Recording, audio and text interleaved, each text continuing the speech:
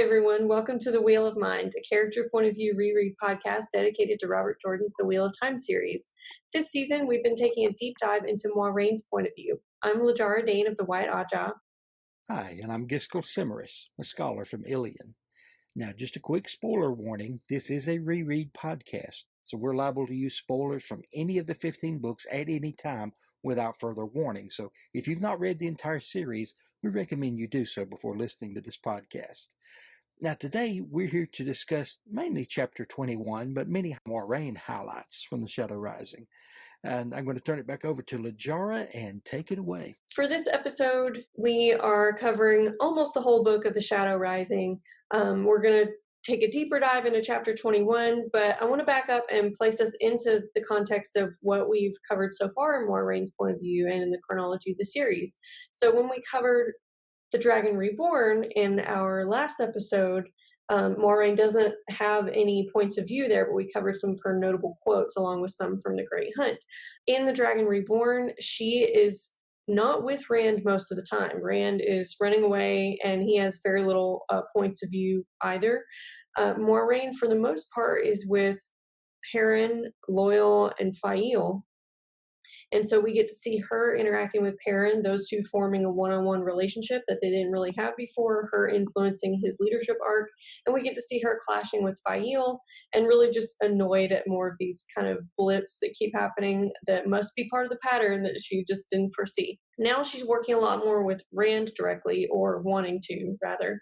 So she's kind of ignoring the other ta'veren, again, as she has noted as one of her flaws. That she tends to kind of overlook how they might be involved in things.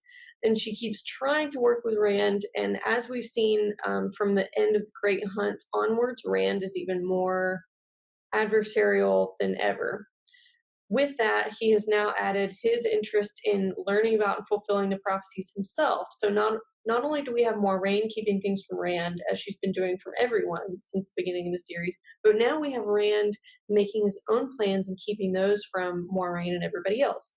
We have talked very briefly before about things Moiraine might know about the future, and we're going to be talking a lot about that in this episode, because before The Shadow Rising, Moiraine has encountered a few different things that foretell the future. So in our very first episode with her, she hears the foretelling by Katara Moroso. Then later in The Eye of the World, she meets Min and learns about Min's ability to foretell, not foretell capital F, but be able to see parts of the pattern and tell the future in some way.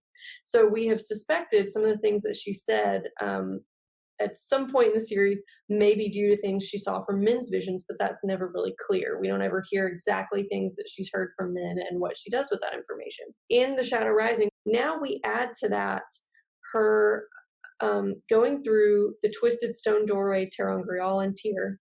And then we also add to that her going through the Stone Ring ter'angreal in Rhuidean, which also shows many futures. I think it will be interesting to read some of the things that she says and does throughout the series with that in mind, thinking about what she might have known ahead of time and what source she got it from. Moiraine's first appearance, where she has any really significant interactions, is in Chapter 3. We're looking at the aftermath of all of our three ta'veren boys having some kind of battle with some bubble of evil. And this is where we first learn about bubbles of evil, where things might sort of come to life, or the laws of physics don't work the same way anymore, or something like that. So Perrin got attacked by his axe. Mat got attacked by the Amerlin seat on a playing card. And Rand got attacked by himself, which then kind of multiplied as the mirror shattered, had a fight with mirror versions of himself. So the first time we see Moiraine do anything significant in this book, she is running to heal Rand, or she has run. So she showed up so quickly that she had to have run, but from Perrin's point of view, he notes that she was as calm as a frozen lake. It took a great deal to ruffle Moiraine's serenity. And she heals him. She reasons out what these bubbles of evil are. And she wants to help Rand, but he won't let her. He's already talking about things that he's learned in books, and she says something to the effect of, "You read too much. Maybe you need to sit back and let the pattern kind of handle things." Or I think the implication more so is, "Let me handle things." Um, so, was there anything else significant about this scene that you were interested in commenting on, or had any thoughts about? This is one that from talking to other people, it's a very intriguing scene all the way around to many people. Uh, just the way the bubbles of evil just manifest themselves all of a sudden. And it makes sense that that would be kind of drawn along the pattern more toward the Targaryen than it would to anyone else. But it almost had a sense of intent to it. Just like the Dark One, he may not be reaching out for them specifically, but some of his power is definitely targeting, his enemies, those of the light. Um, and this is one I think that may, if they carry it over into the show, may translate well because you just get instant action. But it's I thought it was kind of interesting the way at first everyone's wanting to blame Rand for this, even his friends, because knowing he could channel men who could channel go mad, that's your first thought. Oh my gosh, he's going over the edge. What are we going to do? And so that was their first instinct and their first thought. And the way Moiraine just kind of dispels this notion and starts trying to reason out what it is and understand that it's not him. Of course, she's going to bring a calm head into most any situation. Even if she's not calm, she's going to appear so and try to calm other people. But yeah, the way she intuits very quickly, this was not Rand and his madness. This is something else. I think that's good. Again, I don't know how all that could be explained on screen, but the action of the battle like this, he with his own reflection. I mean, that's the stuff that movies and shows are made of anyway. So I Yeah, think I think that will it's very work cinematic. well. But yeah, I like the way Moraine, as I said, just brings a sense of calm and intuits very quickly. Yeah, this is not him and his taint and his madness and his power. This is something else. And then I don't know if that's something she had read about that had happened before in the Age of Legends or at the ending of the Age of Legends during the breaking of the world, or if it's something she just figured out. She I don't doesn't give any recall in clues. detail. Either way, she's been clever in maybe in studying the right stuff or in just figuring out, coming up with kind of a theory about how the pattern might be working with the Right. Dark One, kind of seals breaking and stuff. So, yeah, we don't know her source of the knowledge on that, but she comes to that explanation kind of quickly, and she Hmm. seems very clever. I think another interesting feature of this chapter and this scene is that we see the fractures between her and Lan. We've seen those cracks start to appear in previous books. Yes. We've seen Yes. her intentionally kind of press on that in Hmm. the Great Hunt, and here we're seeing them fight in front of the kids, as it were, Yes. which is not something that they would have done in the past. I think even if they disagree, they would probably try to do things a little privately. But when Rand, so Moiraine is concerned that Rand's wound in his side won't heal, and he says something to the effect of, "This is the one that's going to kill me, right? His blood spilled on the rocks of Shale Ghul. Isn't that how the prophecy goes?" And she Right. says she seems really upset by this and says something to the effect of, "You read too much and do too little."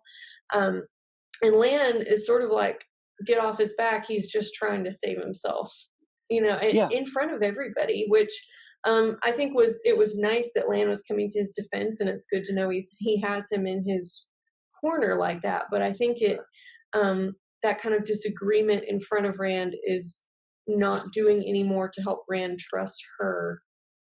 Yeah. Right. So Right. that's how I feel about it. Although it does give him someone he can trust, it reinforces the fact that he can trust Lan. But you're right. That does not help him trust Moraine at all. And it is kind of interesting. Her first thought is, okay, you read too much, uh, but he's trying to reason out and puzzle out what the future is going to hold for him. Now, that's one of the biggest mysteries of the human existence. What is going to happen to me tomorrow? That is, we all want to know, and if nothing else, from reading the funny little fortunes in a fortune cookie, or some people, reading horoscopes, and some people trying to, plan and through whether it's religious constructs or whatever, in some way, we want to know what's going to happen tomorrow so we can prepare for it. And here we have two people, both Moiraine and Rand al'Thor, that they have a hint of what the future is going to hold. With Rand, you have the prophecies that are not clear, and it tells basically what's going to happen at the end of it, but not how he's going to get there. And it doesn't give him the detail it wants. It's very tantalizing in what it does give him. And so, yeah, he's trying to puzzle all this out, and in a sense trying to make it happen instead of just kind of following what happens, and understand that true prophecy is a history that's written beforehand. So it's not it's not something you have to make happen. But at the same time, Moiraine, she has these things, as you said, with her men. I should say the men Farshaw and the things that she sees, through the other things we're going to discuss here in this chapter upcoming. She also sees glimpses of her future, and so she's trying to do the same thing he does, yet she chides him for doing it. Uh, but I think that is because, like you said, she wants him to not just know about his future. She wants him to trust her about his future. And he does need to trust Moiraine more, but for a long time, not as much as she wants him to. Yeah. And her interpretations of these prophecies and the stuff she's trying to sort of push him towards aren't actually the way that those prophecies get fulfilled. So if he had just meekly listened to her, things would not have gone the way that they needed to for the last battle to happen and for him to win the last battle. Absolutely. I can understand her perspective here because he's 20 years old ish. Right. And he's, and she's definitely young as far as Aes Sedai go, but she has been reading these types of texts for a lot longer than he has. He's a naive reader. I mean, he's read The Travels of Jane Farstrider, and there's no more than 30 books in the Mayor, Bran al'Vir's house, or in his inn, common room of his inn. So he's a reader. He enjoys reading, and he's talked about that a lot, but he is not used to reading and interpreting ancient prophecies and reading in this critical kind of way that Moiraine's been trained to do. Rand's never even been to school. Right. So I personally, if I were Moiraine, would be concerned about him running off with his interpretation of these prophecies and not talking to me about it. It just ends up being a kind of a dramatic irony that all the things she thinks they mean is not exactly what they end up meaning. And we'll probably see a few more specific examples here, but she doesn't understand, for example, that when it says he will lead the spears to war once more, she doesn't automatically think of the Aiel. Right. And that's going to be a huge part of this book is, rallying the Aiel, and then in the next book, bringing them over the Dragon Wall, which Moiraine thinks is a terrible idea. She also wants him to go to war with Illian. So she's trying to push this idea of war for several chapters. It starts around chapter 6. So she's really angry at not being able to control Rand. She is kind of fuming to Egwene, Nynaeve, and Elaine about it. And this chapter is from Elaine's perspective. I think it's her first point of view. And the stage here of kind of setting up what they're doing is that they're questioning two members of the Black Aja that they have captured and shielded. And they're trying to figure out what the Black Aja is going to do next. The two women give completely different stories, so they're going to have to kind of just gamble on which one they think is more likely and which one to pursue. And so that's the stage at which Moraine's interacting with these other younger women. And she is generalizing about all Two Rivers people here. So Nynaeve is kind of wavering about which path should we take that these Black Aja members are talking about. Should we go to Tanchico and look for some vague thing that's going to threaten Rand? Or should we go to Mazrim Taim and try to prevent the Red Aja from breaking him out and setting him up as a false dragon? So they're trying to decide on that, but they really can't. They keep questioning these women day after day after day. Moiraine is saying, "You two Rivers people seem to work at avoiding decisions that must be made." So she is trying to get these girls to just make a decision one way or the other about how to Right. defeat the Black Aja, go on your mission, and trying to get Rand to make a decision and go ahead and go to war with Ilian. But none of those things are coming about, and she's really annoyed with how it seems like these two Rivers people are just hemming and hawing about it. They have a lot of other dialogue as well. Egwene keeps she really starts pushing back at Moiraine a lot more. I think now that our Wonder Girls, Egwene, Nynaeve, and Elaine, have this letter from the Amerlin that says the bearer of this letter does what they do at my command. It's signed by Siwan Sanche Amerlin. Right. So they've got the ultimate hall pass here. They do, absolutely. So since they have this, they've really got more of an attitude than usual with Moiraine. I mean, Nynaeve always does. That hasn't stopped. But Elaine probably never would have thought to treat an Aes Sedai that way. I mean, she grew up in the palace in Caemlyn with Elida around all the time. And Egwene has been kind of just submissive as long as Moiraine could teach her something new. But now they've got really a chip on their shoulder about having this mandate from the Amerlin. And so Egwene really keeps pushing at Moiraine. She's frustrated with how cold Moiraine seems from the outside, like how she sort of talks about people as chess pieces on a board. I think is how Egwene is saying it. She keeps saying things like, "Moiraine, can't you recognize a human emotion when you see it? Moiraine, have you ever been in love?" Which was kind of a strange turn for this conversation to take in this chapter, I felt like. But anyway, another one of these weird clues that Moiraine knows some stuff about her future is when Egwene asks Moiraine if she's ever been in love, and she says, "I could wager I know the face of the man that I will marry better than either of you knows that of your future husband."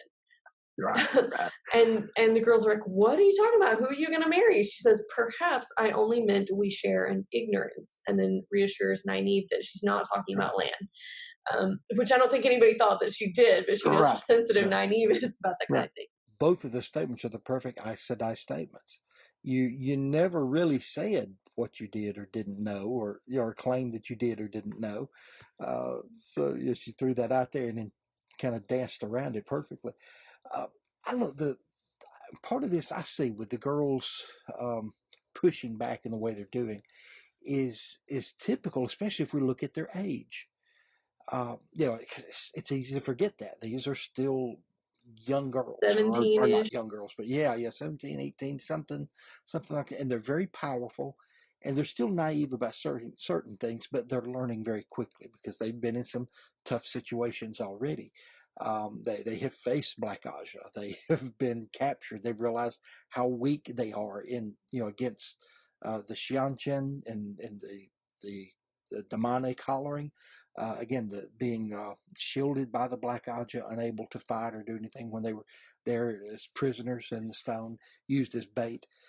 So they've been through some very tough and trying times already, but still it's kind of indicative of their age to everything as someone about that age, or you feel like you do. You feel like you have so many of the answers, and people who are younger tend to run on emotion more than intellect because you've got an abundance of emotion, and yet it's not that you have a lack of intellect, but a lack of refinement of it, and a lack of learning. The brain is still learning and developing, and you haven't had as many life experiences. Even though these girls have had quite a lot, they've not had anything to rival Moraine's. They're pushing back. They're trying to grow. They're trying to spread their own wings and show that they're adults. And I think those are kind of typical responses when I look at it from that light. Yeah, good job bringing in a nice wheel of mind. Here's how human minds work. Fact, their brains definitely still are developing. That's a great point. Thank you for that context of their age, because that's something I think we always need to remember about our Wonder Girls, especially Egwene and Elaine.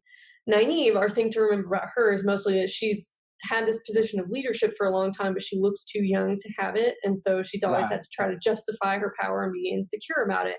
And then the thing about for Elaine and Egwene It's just that they're so young and they're definitely teenagers. The girls are being kind of sassy with her, questioning a lot of her logic and her decisions because she's explaining to them. She's being a lot more forthright with them than she has anybody in a long time. She explains with them about the bubbles of evil. She explains how important it is that Rand learns to control his channeling, and kind of sets out this other fact that I said I can't teach him because Sidar and Sidene are completely different, and you can't use one to teach anybody the other one. So she's talking about how she wants to start this war with Ilian, and she interprets one of the prophecies as fitting this scenario really well. She's desperate, and she says this. She says, "So I am desperate. I have dedicated my life to finding him, and I will not let him fail if I can prevent it. I am almost desperate enough to let it be enough that I will do what I must." So we don't know what she's desperate enough to do here. We may get some clues later, but I think that's interesting that she really cuts herself off there because Yes. she maybe was tempted to lie about something and couldn't because of the oaths, or maybe she was Right. about to reveal far too much. Not sure exactly what happened there. And she even goes so far to explain the twisted doorway Terangrial that's in the heart of or that's in the storeroom here in the Right. Stone of Tyr, which is just so much more of an info dump than Moiraine typically gives people. And I think she is desperate. Like she said, she's hoping that these girls could maybe, I don't know, have some tips or have more influence over him or something. So she's just throwing everything at the wall to see if it sticks. Oh, I didn't think of that. I saw some of this as just a device to inform the reader, but at the same time, I think you are kind of seeing a development of Moiraine. Um, she's feeling helpless.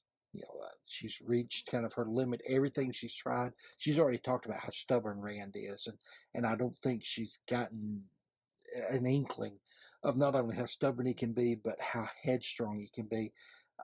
Not as far as stubborn as far as fighting back about someone else, but when he does have something in his mind, something he plans to do, he's going to see it through. He's the political games he plays, even though he's very inexperienced at them, he has in his mind what he wants to do, and they just have very little influence over Rand.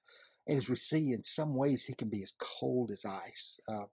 Still, in fact, it's increasing his unwillingness to see women hurt in any way, which I like that about him. That was one of the things, I was kind of taught in an old-fashioned way. You always respect women, and even as a child, I was not able to hit my sisters like I could my brother. It was just kind of an old-fashioned ideal that I admire in him. I guess because I have sort of an old-fashioned heart in some ways. But to see how he could be so cold outside of that, whether political machinations, whether having to sentence people to death as a leader will sometimes have to do. Rand could just be as cold as ice and no emotion seemed to touch him at all. He's trying to be difficult to manipulate. He's trying to be his own person and not let anyone use him for their ends. Not the Aes Sedai, not the Dark Friends, not the Forsaken, not anyone.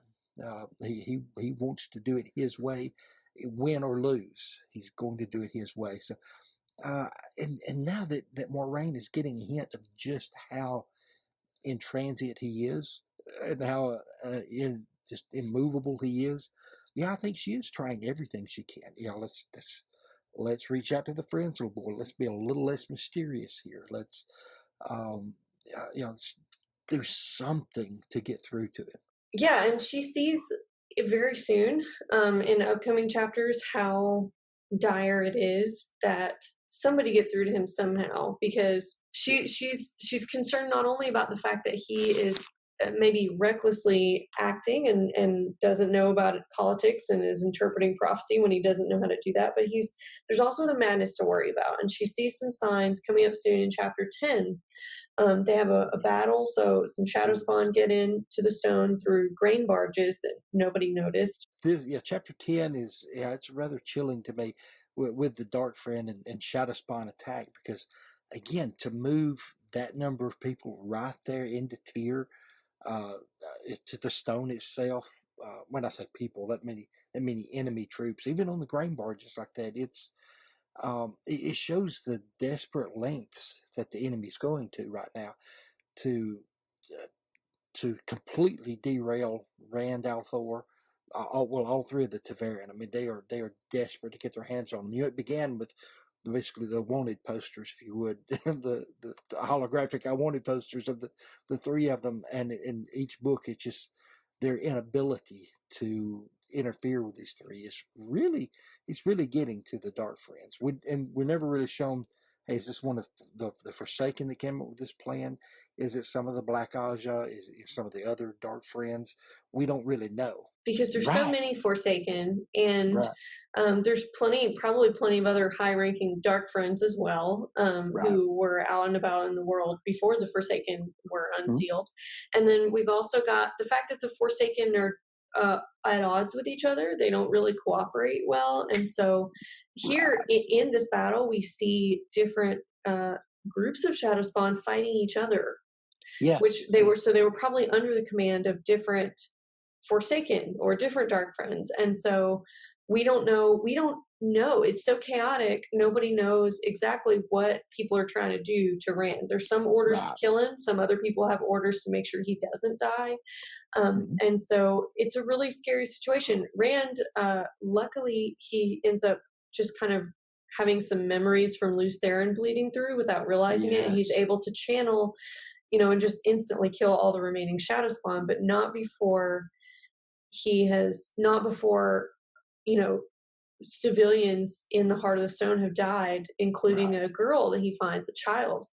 And he uses the power using Kalendor to amplify it, to try to resurrect her, to get her heart beating again. He doesn't really know enough about physiology to know how to get everything going again anyway. He's trying. And Moiraine just she's horrified just, watching this. Everyone's horrified watching this, and trying to tell him to stop. You are not the creator, she says. And I think he's at a point where he's not arrogant in that he thinks highly of himself, but he is a little too ambitious in what he thinks his power and he alone can accomplish without cooperating with other people. Right. And so, his power can do anything. There's no limits. Exactly. Yeah. And, he doesn't realize how, or really doesn't think through the consequences of how damaging it can be to himself to try to accomplish those impossible types of tasks with the power as well. So we never, most of the things that are impossible with the power, we find out not to be impossible later when very powerful channelers like Nynaeve come into their own. But healing death is still not anything that anyone's able to do. The only way that people get resurrected are through the Dark One's power, or through, if you can immediately balefire whoever killed them, then they're unkilled, right, and come back. So that's the only, you can't just resurrect a body like this with the one power. Right. And even the one power has its limits, no matter it does. No the matter how true much you think it does it. May not. The true power being the one that comes from the Dark One, he lets some of the Forsaken have. It doesn't have some of those limits, but we're seeing that maybe it should. Like, people shouldn't have the power to just resurrect. And this chapter, it came in good as being the action chapter because you got so much politics. Your brain starts frying when you're reading it. Yes, all the bickering of the nobles and jockeying for position and trying to kiss up to Lord Rand, and then suddenly you have this attack, which is a good distraction for the reader. But of course, not a good distraction for those characters in the story who are having to live through this. But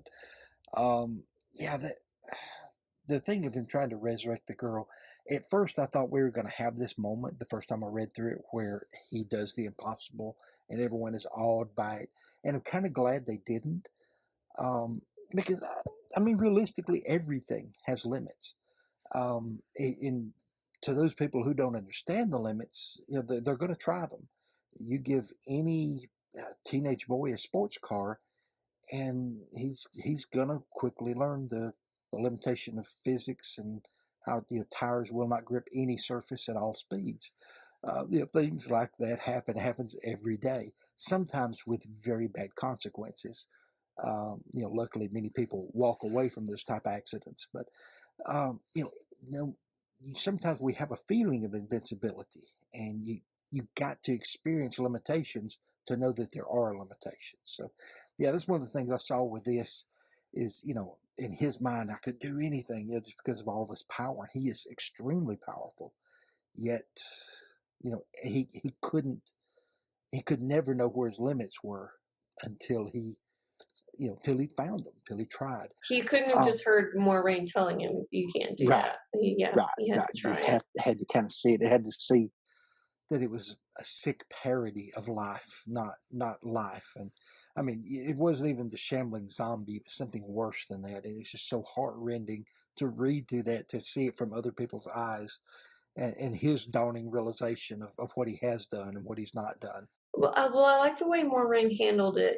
He had a lot of fatigue from channeling, and you can't fully heal channeling fatigue, or else Aes Sedai could just infinitely heal each other in battle and be, completely overpowered. Right, So right. you can't fully heal that, but she tries to heal some of his fatigue, just like they did with the horses back in Eye of the World. Yes, yes.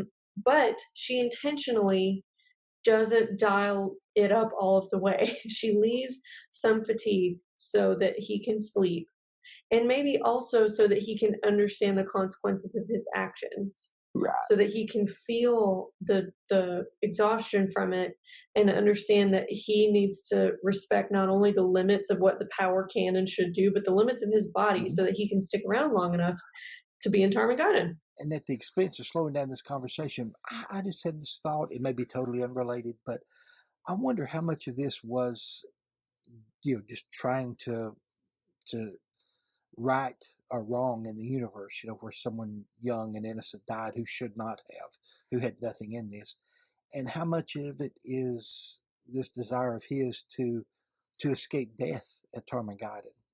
If I can overcome death, maybe I won't have to die, because according to all the prophecies, he knows he doesn't get to walk away from that battle. He might save the world. He will definitely break the world, but either break it and destroy it, break it and save it. But he doesn't get to walk away either way. I wonder how much of that, not just pure selfishness, but almost like speculation. Hey, is there a way? That does Uh, become a really big plot point later, though. That's a great point. I think he is trying to figure out a way to cheat it the whole time. We've got a lot of chapters, so I'm going to skip over a little bit of information. We kind of get the we get a letter from the wise ones saying they need to go into the waste, or that they will, not that they need to.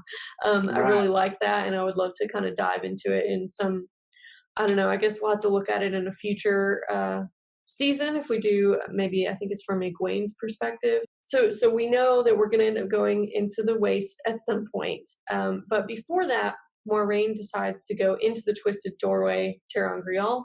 We don't get this from her perspective, so we still have no idea what her questions and answers were. Although after chapter 15, we might have clues about what she knew and maybe how she knew it.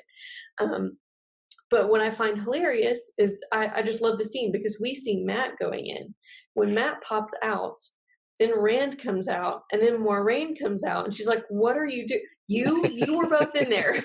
That is why she made a vexed hiss. One of you would have been bad enough, but two Taviran at once, you might have torn the connection entirely and been trapped in there. Right. Wretched boys, playing with things you do not know the danger of. Perrin, is Perrin in there too? Did he share your exploits? I love that one. She's like, is Yes. Perrin about to pop out of here? Yeah. Yeah. um, and it's a hilarious interaction. There's It not really is. much else about her character there, but I loved the quote there, and I Right. loved that we start to get Matt characterized a whole lot more. This is a really cool moment for him. So when we go back Yes. and read him someday, we'll dig into this chapter a lot more for sure. And you can see that because they do kind of vacillate back and forth between being men and coming into their own, and being these little pesky boys that are just doing something stupid. Well, we were curious, so we wanted to see what happens. And instead of asking her, and her saying, well, yes, here you go, and then here's what you do, here's the rules, you don't take this in with you, don't take that in with you. But no, they just walk in. It's a wonder they didn't have Tom's flute with them or something, and it'll never come out again. So Rand studied it, I think. So he had some books in his chambers in previous chapters that if you had an eye out for it, you could figure out what he might have read to okay. decide to See, go here. I So I, he I probably knew the remembered that rules. I remembered that he said that, but I didn't know if he actually had read it or I if he think just kind he of throwing that did. out there because he Matt did throws that out not, there for. though. Of course, Matt didn't. Right. I do read sometimes. right, yeah, that was his quote. I do read sometimes, but he was winging it completely, and I wasn't sure whether or not Rand had read it or whether he just threw that out there because he uses that excuse a few times on different things. He has been reading a lot, though, but he does use that excuse with her later, I think, when he's learning stuff from Asmodean he shouldn't know. So that's a really Yes. good point. Oh, And, that's right. Lanfear has had contact with him in this book. We've seen it from his point of view.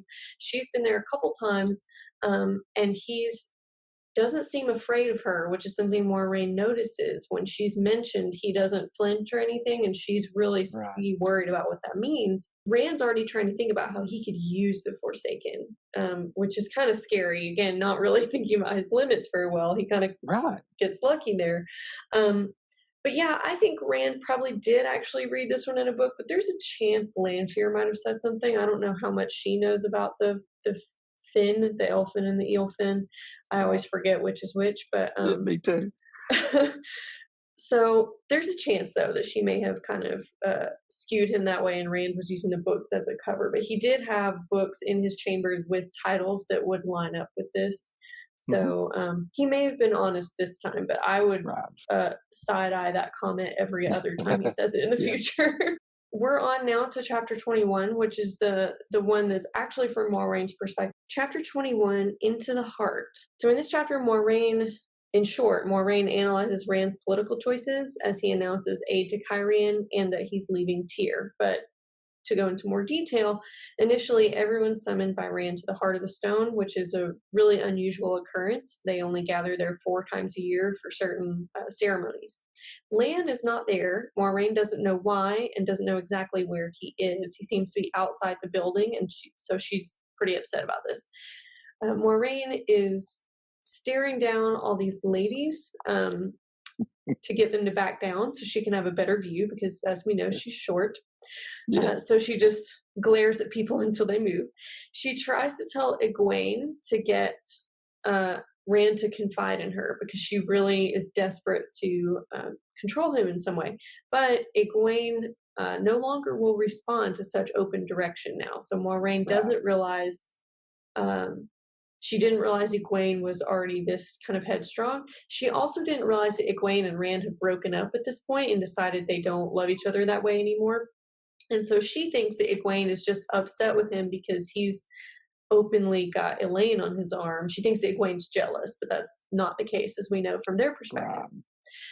She questions Egwene's choice to go to the Aiel Waste, but she can't stop her. Again, Egwene has this mandate from the Amerlin, and so she does not really have to listen to Moiraine. Egwene expresses sympathy for a High Lady Altima, who we learn her husband is ill. She thinks Moiraine instead is thinking what a schemer this High Lady is. And so Moiraine disparages her instead of feeling sympathy. She thinks of how naive Egwene is, and yet how she's not as malleable as she needs to be at that age. If the other Aes Sedai had realized that, in future books, Egwene would never have been put forward as being Amerlin. Oh, I know, right? not in a divided tower, not in the united tower. Mm-mm. Because that was one of the very reasons she was chosen, because she's so powerful. A biddable child, they called her, yes. Everyone's already wanting to. They're wanting to defer to her because of her level of power. But at the same time, oh yeah, we got this child. We'll put her up there. She's malleable. And Moiraine realizes very quickly here, no, the girl is not malleable. You cannot push Two Rivers people. So Moiraine is thinking about these scheming lords and ladies.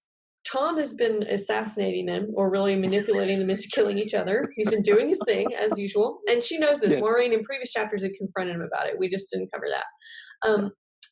But he had missed Altima. Moiraine seems to know Tom well, thinking about his weaknesses and what he always does, that he always seems to overlook women as threats and that kind of thing, which is interesting. We Mm. don't know anything explicitly about any kind of history or acquaintance between them, but she seems to know this about him. She had sent Tom away so that she could be the sole influence over Rand. Rand is making everybody wait. So here's a quote here from Moiraine. Where is he? He has learned the first art of kings, it seems, making people wait. She did not realize she had spoken aloud. And then she goes on to ruminate about how blindly Rand runs around without listening to anybody and is likely to fall over a cliff. Matt is there, so she's still just scanning the crowd, waiting for Rand to show up. Matt's there, and she thinks about how difficult Matt is to keep track of. All of her spies just have no idea where he is. He eludes them all the time. It's I my know, it's boy. great. I love Matt. Yes. Yeah. She and Egwene argue about Fael. So Moiraine seems to think that she's a bad influence on Perrin and could really get Perrin to be out of hand, because they were just talking about how, she can't keep up with Matt, but Perrin, he's not here, but she doesn't even bother keeping track of Perrin, keeping a watch on it, because she knows he's going to do what he's supposed to do and he's going to stick around. Yeah, he's the well-behaved one of the group. But here we see something else about Moraine's character. The only person who should be an influence on anyone, especially these three, is Moiraine. And anyone who's not Moiraine is not a good influence. So that's why she doesn't like Fael. I mean, not only, we talked about this last time, Fael was a problem popping up into her plans for sure. Right. And so she continues to be. And Egwene is like, can't you tell that they're in love? Can you even recognize a human emotion when you see one? Moiraine is not even thinking about that. She's like, whatever. I'm not thinking about these interactions between a person and how Fael and Perrin feel about each other. That's not important to me. I'm playing mental chess here, and I'm thinking ahead.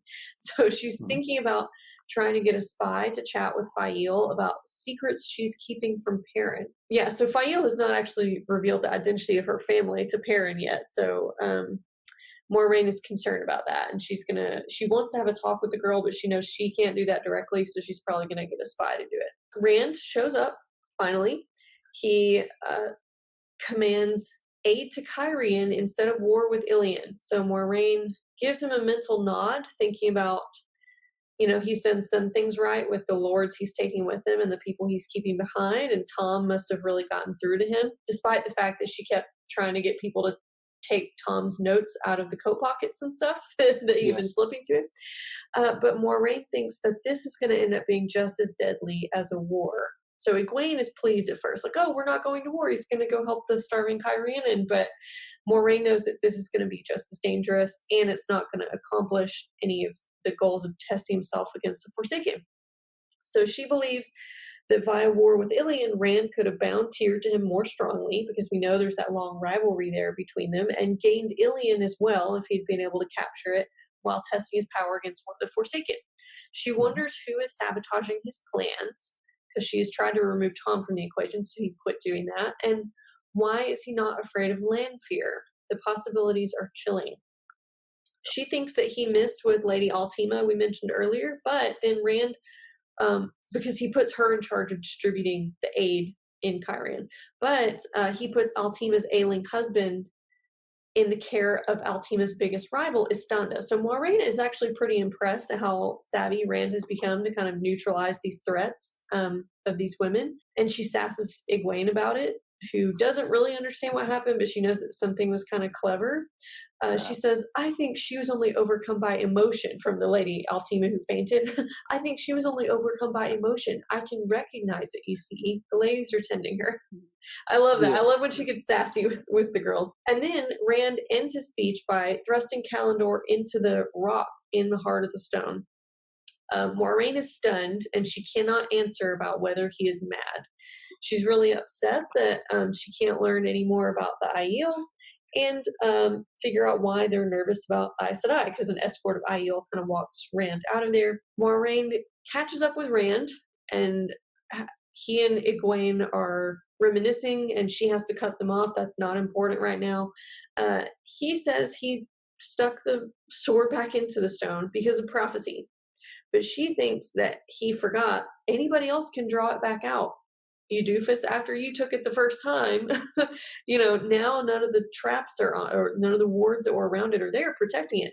But he's smarter than that. Instead, he tells Moiraine that he warded it right back with traps against any usage of the power. He said something about how he didn't make it selective. So if anybody touches it, including her, they're going to be seriously harmed by these traps. And her thoughts are he could not make it selective or would not.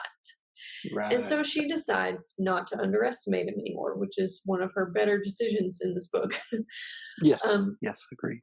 then he announces to her that he's going to Roidion, and she's not happy with this. He tries to sort of force her into trusting him, and she tries at first, but he says that you got to give me more than that. That's not good enough. So she says, "I will trust you for now. Just do not wait to seek my guidance until it is too late." That is where we end chapter 21, Into the Heart. What I like about this one is it was kind of boring at first. Like the political stuff was difficult for me to understand, and I had to read through it several times. And I'm not as interested in that stuff in these books because I don't really get, like, I don't know the Lords of Tyr, and I don't get invested in them to really understand Right. what's going Right. on. But I do like seeing Moraine's reactions to thinking about whether his political moves are good or bad. She Right. certainly doesn't think it's smart for him to just stick the sword back there and say, "I'm leaving," because the tyrants were never really that excited about him. And Right. so she thinks that it's going to, there's going to be like a power vacuum when he leaves, which is really dangerous. And I could understand why she wanted the war with Ilian. With the prophecies end up getting fulfilled without any of her plans. So I thought her Yes. ideas were Yes. good, but Well, they are, but she's taking kind of a straightforward path. Like you said, take the armies of Tyr, you go into Ilion, and again you face off against one of the Forsaken at that point. And this is just me. At this point, I don't think Rand is as hardened to war as he will be later. In fact, I guess you could say really he's not nearly as hardened up until the Battle of Dumai Wells, and that's when Rand really he goes from being a little bit crazy to being very focused and very brutal when he needs to be. And I think in his mind, he doesn't want to send a bunch of soldiers to die just to get to one of the Forsaken, who will probably just step through a gateway and be gone if they needed to be. If they were, things got too tense. I don't. He might mess up that Forsaken's plans, but he's not going to defeat one. Like he would rather deal with the Forsaken face to face, man to man, rather than hide behind an army to do so. And she's taken the approach that most kings take. You send your soldiers to do the dirty work, and you sit back and you guide them and direct them, and you have great generals, and you try to plan all these things, but you sit in safety while you send the soldiers to do the dirty work, and that's just not Rand's modus operandi. I don't think it's that she's wrong. I think she just has a more conventional approach. yeah, I think Yeah. that's a really great point that I don't think he could have succeeded against Samael at this point because part of how he can do well against the Forsaken later is that he gets enough Luz Theron memories to really know their personalities and Right. know what to expect from them. And Yes. with somebody who's supposedly a good general like Samael, you would want to understand his strategies, before going up against him. And Rand Oh, is not absolutely. experienced enough yet to do Right. that. Not prepared for that. Samael would have had so many traps laid out if Rand showed up, even with Kalendor. He would very likely not have gotten near some. Maureen's conventional wisdom here, though, I think is very sound. Like you said, it's not necessarily Yes. that she is just wrong, that it's a bad idea, because if you go to Yes. war, your chances of being reelected are very high because you kind of get people unified against a common enemy. I think it was a good idea, but Rand was not ready to do that. And it was No. right that he did not yet. Right. If he were a biddable child and just listened to his Aes Sedai advisor, that's kind of how she's expecting these things to go or wanting Right. these things to go, that Mhm. might be different. But yeah, things happened the way they were supposed to. Now, even though it does show a little of his naivete when he goes into Kyrian, or sends his groups into Kyrian to bring relief efforts and to try to quell the civil war, people who've been playing the game of houses all their lives, all the nobles in Kyrian, they view this entirely differently. Because again, they don't view it. Oh, look, he's bringing help. Oh, what's his angle? What? That there's something behind this. That is something I think Moiraine understood much better than Rand. And I want to mention just a few more points about stuff that happened after chapter 21 in Maureen's Yes. story, but I'm going to do it kind of briefly. So, Hmm. um, Rand takes the next thing that happens is that Rand takes them into the waste via portal stone, and Moraine's kind of impressed by this. At first, she's really worried, like, "Do you know what you're doing?" And he lies about where he learned it because this is one of those Yes. things where he says, "I learned it in a book," or "Varen helped me," or something. But Yes. he really Lanfear did it the last time. He is definitely not Aes Sedai. Yeah, so, exactly. He can get away with lying like that.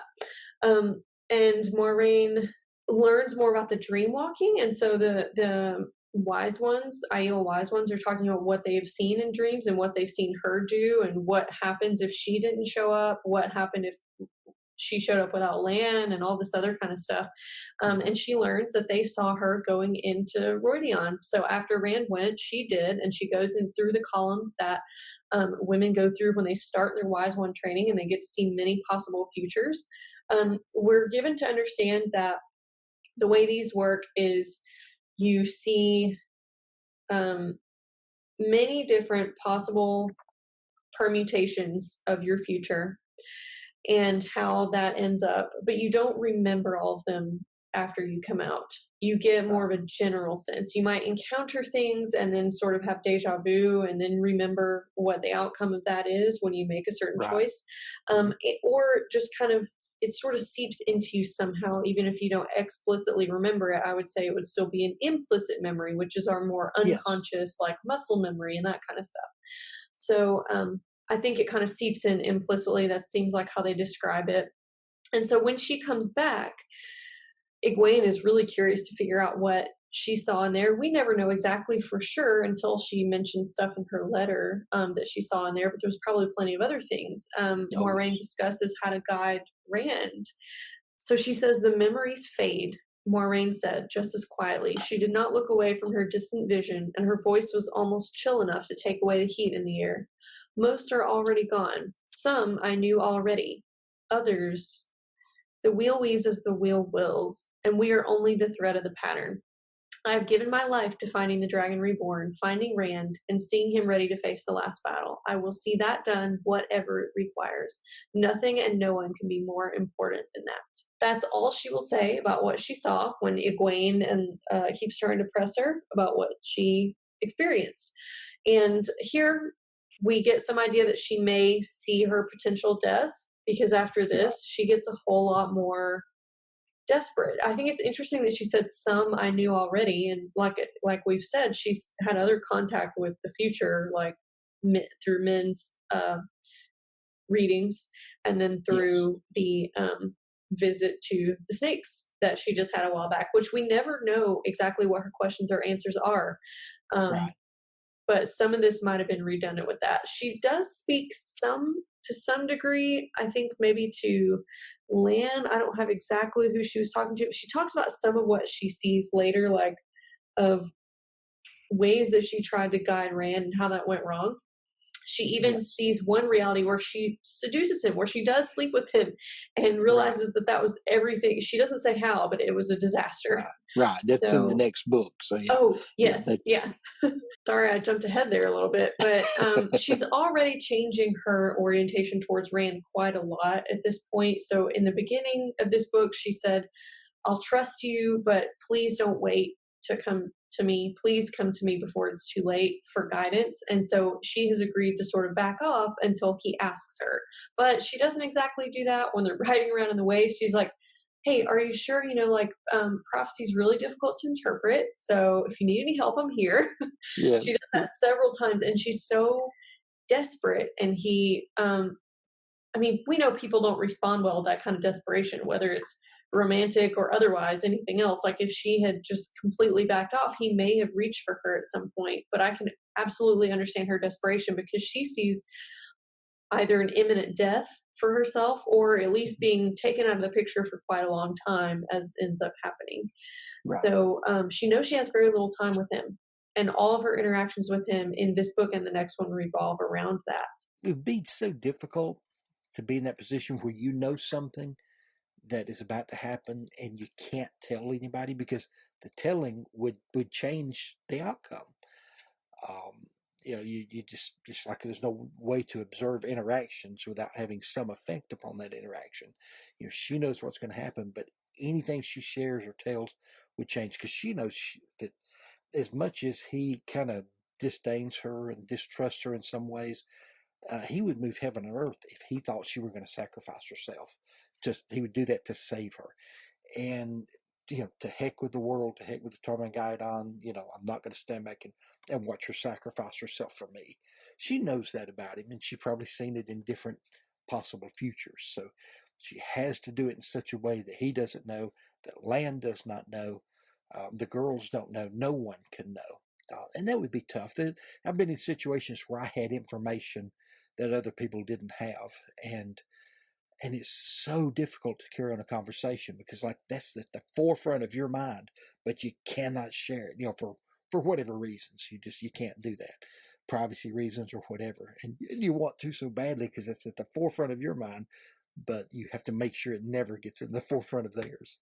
But she handles it with grace, with style, with strength, all of which we've come to expect of our girl Moiraine. Absolutely. I have one quote from chapter 57, A Breaking in the Threefold Land, which is the penultimate chapter in this book. Egwene moved her grey close to Giaden. The dapple stallion tried to nuzzle Mist and got nipped for his trouble. You've not given me any chance to speak to you since Cold Rocks, Rand. He said nothing. She was Aes Sedai now, and not just because she called herself one. He wondered if she had spied on his dreams too. Her face looked tight, her dark eyes tired. Do not keep to yourself, Rand. You do not fight alone. Others do battle for you too. Frowning, he tried not to look at her. His first thought was of Eamon's Field and Perrin, but he did not see how she could know where Perrin had gone. What do you mean? He said finally.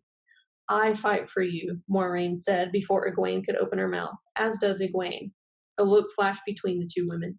People fight for you who do not know it any more than you know them. You do not realize what it means that you force the form of the age lace, do you? The ripples of your actions, the ripples of your very existence, spread across the pattern to change the weave of life threads of which you will never be aware. The battle is far from yours alone, yet you stand in the heart of this web in the pattern. Should you fail and fall, all fails and falls. Since I cannot go with you into Alcair Dal, let Lan accompany you. One more pair of eyes to watch your back. You were talking about how he would not allow her to sacrifice herself for him.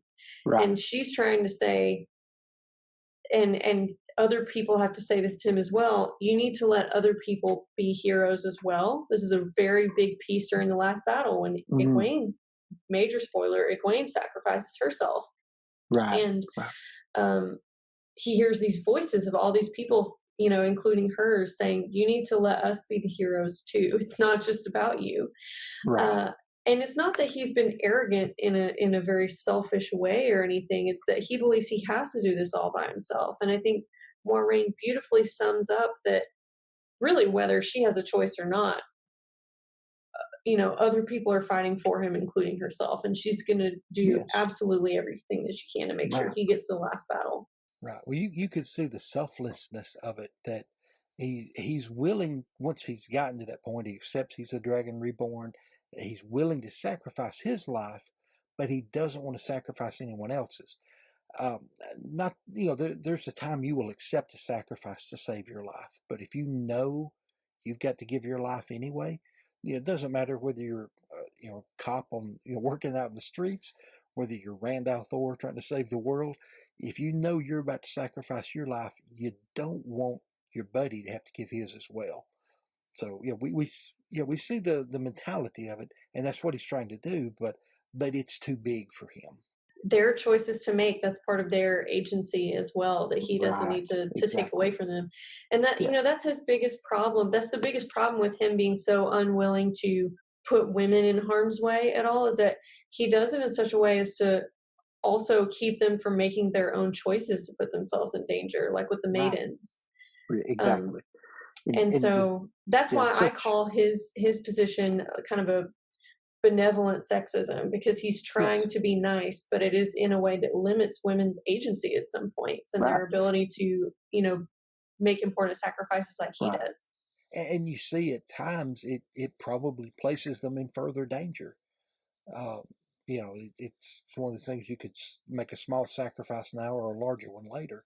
If you're denied that first one, then all that's left is the larger one. So you read these books, you find out he's imperfect,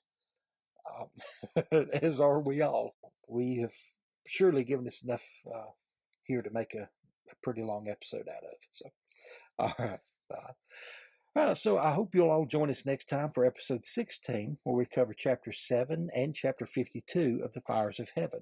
You can find us on Podbean, Stitcher, Google Play Podcasts, Spotify, and Apple Podcasts. You can stay updated by following our Twitter account at Lajara Sadai, or subscribe to our YouTube channel, which is Lajara Dane, Dayne. That's all we've got for you today, so tell them bye, Giskel. Bye, Giskel.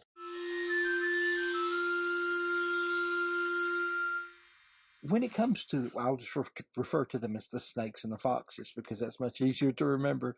We have so many other things we come across, like portal stones, the arches of Meridian that we'll talk about in a little bit, that take you through different possible futures, and through the terangrial that are used in the White Tower when they're going through the different trials to become a Sedai or to become an accepted.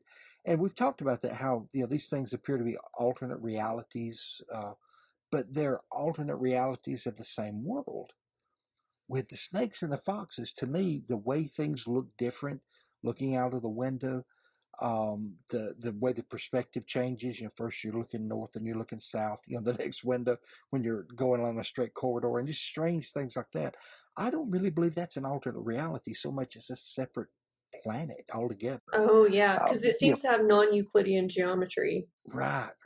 And that's just, just my thoughts, and I still don't know how that ties into them being able to know your future and to, give these things, some of that, I guess you can't really work it out and make logical sense of it.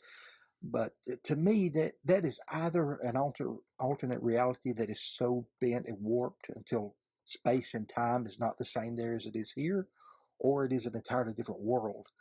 And I'm just kind of curious as to your thoughts on that, or if you haven't had any thoughts of it or given it any consideration. I have heard a few explanations that make sense, and I'm probably going to be combining several thoughts together I've heard from different people. And I kind of regret that I can't give credit to each of them. I don't know exactly where all of this comes from, but I have heard it described.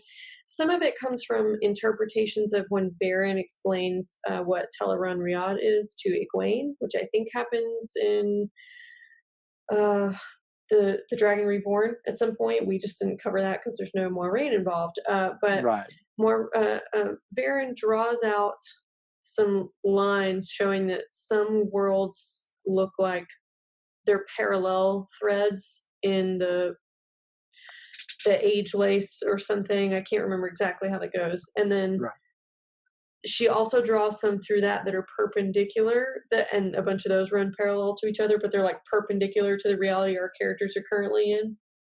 And so I had forgotten this thing. Yeah, and she also explains how, like, in the very middle of the wheel itself, that's where Teleron Riyadh is. It's common to all the worlds.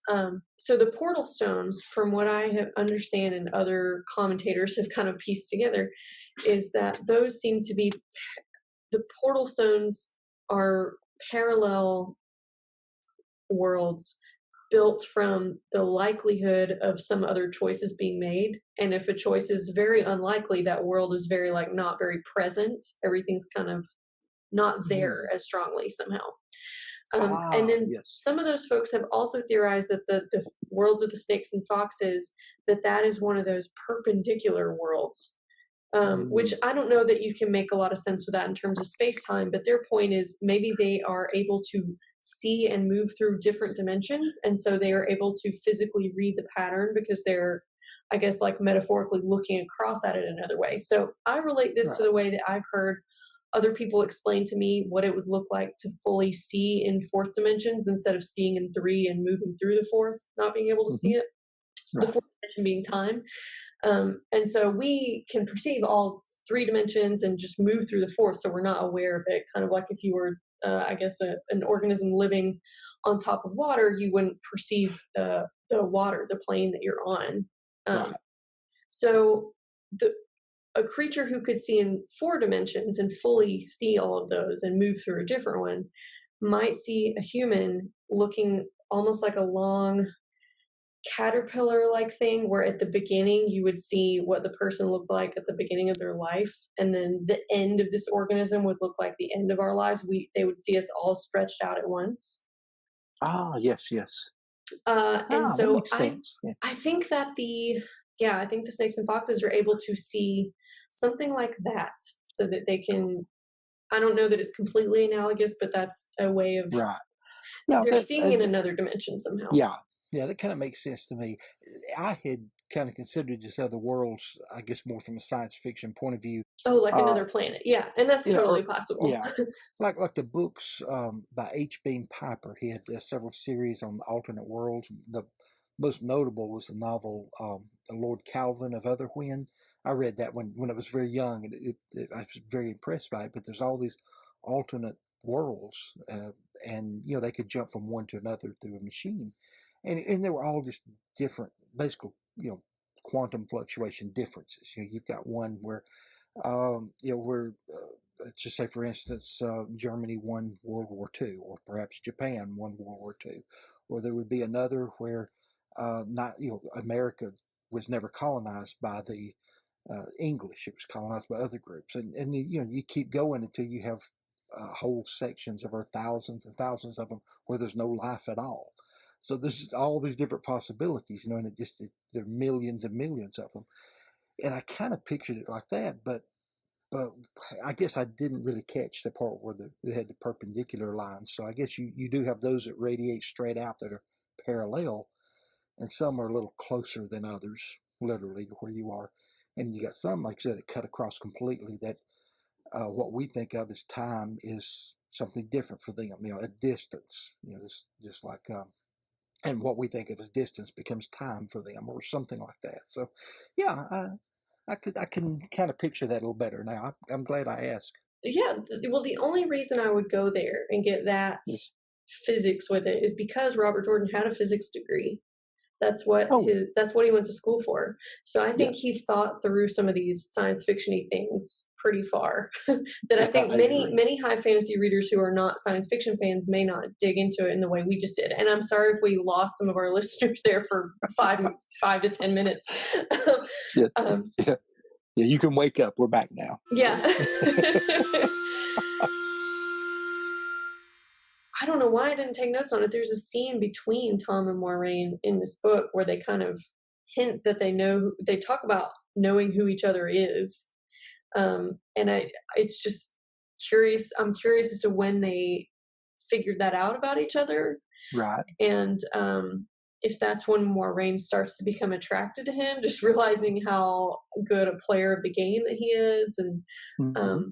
but she called him Court Bard. She called him Master Bard in like chapter 3 of the Eye of the World. So Right. she's. Circling back in Emmons Field. Yes, It could have just been the way he acts, though. It could have been that, oh, he carries himself like he has been at court. It may not be that she knew who Yeah. he was. I don't know. Yeah. May not have puzzled out all the connections yet, but she at least, if nothing else, had an inkling. Which kind of leads me to some thoughts here, and I may have posited this before. I don't recall, but I'll throw it out there anyway. Um, how much of their relationship was because there was a natural attraction there? Again, an attraction to the way he played the game of houses, which is something she would admire. I think she would have a little disdain for someone who couldn't do that at all. Or couldn't even conceive. Just as Rand just could not conceive of the game of houses or why it was important. He could never be a love interest to her because, it's just someone too different there. You can't communicate with someone who can't even understand your point of view on these things. But Tom could, and I think she admired that about him. So how much of it was that natural attraction, personality, things like that, and how much of it was the fact that perhaps she had, between seeing or knowing things through her visit through the Twisted Stone to Rangreal, what she sees in Roidian, perhaps from men Farshaw's visions, and just knowing what might happen. How much of that is that kind of resigned to fate, and how much of it is the natural attraction. And I think the same thing about the three wives of Rand. Is that something that would have happened if they didn't know the future about it? Probably Right. not, I feel like. Right. Yeah, I've seen a lot of speculation on that, and different people saying, well, this represents this, this, and that, and I could kind of see that, but none of those three seem like they would be the kind to accept that. Well, except perhaps Avienda. I don't think, especially Elaine, I don't think she would have put up with that in any relationship, except for the fact it was kind of known about ahead of time. It was prophesied. Men Farshaw knew it was going to happen. And so they just, okay, well, it's just kind of fate. Let's go along with it. And it seemed to me that much of that relationship was because they knew it's going to be. It's just kind of prophecy. Let's not fight it. I think so But too. I think those are their polyamorous situation, and yes, Moiraine and Tom are the two relationships that people have to try to do the most explaining. Like, when did we know right. this was going to happen? Why did this happen? Yes, Would they have really done that with Rand's three wives? And then with Moiraine and Tom, I hear a lot of, well, she could probably do better. Or maybe, did she really need a partner after that point? Why didn't she and Siwan just sort of reunite at the end? right. And, And I'm not the biggest fan of how Robert Jordan wrote romance. I think that's one of his weaker links. I think he's good at world building, many right. aspects of world building, very interesting plot. The romances, I just never Right. fully feel on board with most of them. Like, Right. he doesn't Right. have enough intimate scenes between people of them getting to know each other. And, Yes, the one that exactly.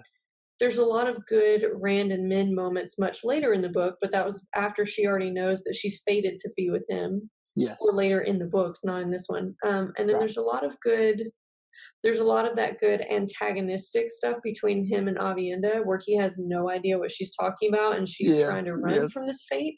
So Right. they have a Right. lot of time together, but all that time is him having no idea what's going on. Right. um, Well, that and, that describes many of the relationships I've been in my life too, right. I guess. And I think it is pretty appropriate for their ages too, and their Yeah. experience in relationships. Mhm. Neither of them had really anything Right. long term or serious before, so it makes sense that they would be Right. exploring and having no idea what's going on with that cultural clash. But for the most Right. part, the romances are not as compelling. Like, I have to do more Well, work to try to explain why they happened, because I didn't right. feel the chemistry from their Yes. interaction. He was also very good at writing battle scenes and war and fight scenes, and the romances are a little like that at times, And I'm not just referring to Perrin and Fael, but just it's kind of you just have the what's the word I'm trying to think? You have your tactics, you have your approach, you engage. That's kind of how the romance scenes are too. Okay, yeah, we got this idea, that idea, and everything just kind of clashes, and it works out at the end. So you're right. It's not a lot of falling in love so much as butting headlong until you realize, oh, we like each other. All these books have, as far as the way he treats intimacy, all of the sex scenes are implied. They're kind of like fade to black. There's never any explicit Right. sex like on the page. But that's not really because he just wanted to shy away from it for propriety's sake. I've heard it's because Harriet, as his editor, told him he's not good at writing sex scenes, so he wasn't allowed to. I did not know that. Yeah. Okay. That is funny. So That is so hilarious because it feels so real when you say it. It's like I can see that. That's perfect. Yeah, you're right. He did not shy away from nudity. but it's Typically a lot just of with it's the non-sexualized nudity, like right. rituals and And stuff. Right, and most of this with the women. So it's just definitely tell a man wrote the story. Yeah, and that's one of those things. Uh, I I fear much of that will be on screen when really it doesn't need to be. Some of it didn't really need to be in the story, but it's there and it's part of the story, and I wouldn't take it out and wouldn't change it. Um, but yeah, on the screen, if there's so much in this, I don't think you have to go into a lot of the sexualization or the nudity in order to sell this story. But it's very likely there'll be some measure of it. We don't know how much. But one thing that's cool to me as we keep getting the character announcements, and through the years, I've always, as I read these stories, I kind of had my head canon as to the appearance of the different characters. But as they keep announcing actors and actresses, and I go through these chapters again, or I go through these books again, or sections of the book, just in studying for the podcast, I'm beginning increasingly to picture the actors and actresses in the story. So every now and then I'll kind of slip up and I'll picture Moiraine the way I used to picture her, but more and more I'm picturing Rosamund Pike making these expressions, standing firm.